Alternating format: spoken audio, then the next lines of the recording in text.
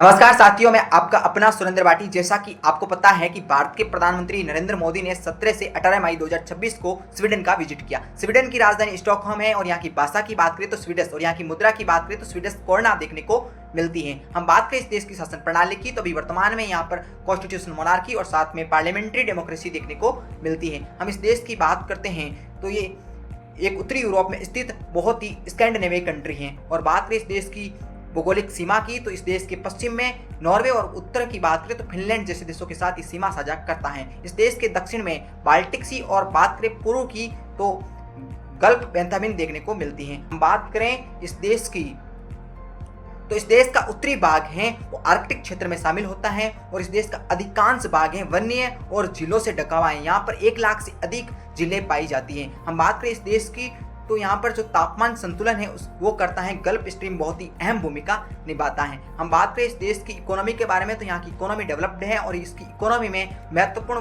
भूमिका automobiles, green technology और machinery निभाती हैं। यहाँ की प्रमुख कंपनियाँ वोल्वो और स्पॉटिफाई जैसी यहाँ पर हैं। हम बात करें इस देश के महत्वपूर्ण बिंदुओं के बारे में तो ह्यूमन डेवलपमेंट इंडेक्स में ये देश अहम उच्च स्थान रखता है और यहाँ पर सेक्सुअल इक्विटी है बहुत ही अग्रणी देशों में है ये यहाँ की। और बात करें इस देश की यहाँ की शासन प्रणाली में पारदर्शिता काफ़ी अच्छी खासी मात्रा में देखने को मिलती हैं जो बहुत ही अच्छी है शासन प्रणाली के लिए। हम बात करें इस देश की तो यहाँ की राजधानी स्टॉकहोम में नोबेल प्राइज है दिया जाता है और इसका भव्य आयोजन यहीं पर होता है। हम बात करें इस देश की तो यहाँ पर एक कॉफी है, फीका कॉफी यहाँ की संस्कृति में काफ़ी लोकप्रिय है। हम बात करें भारत के साथ इस देश के संबंधों की तो दोनों देशों के बीच डिप्लोमेटिक रिलेशन 1948 से 1949 के बीच स्टैब्लिश होते हैं और दोनों देशों के बीच ग्रीन टेक्नोलॉजी, डिफेंस जैसे सहयोग देखने को मिलता है। हम दोनों देशों के बारे में बात करें तो अभी वर्तमान में भारत के प्रधानमंत्री ने इस देश का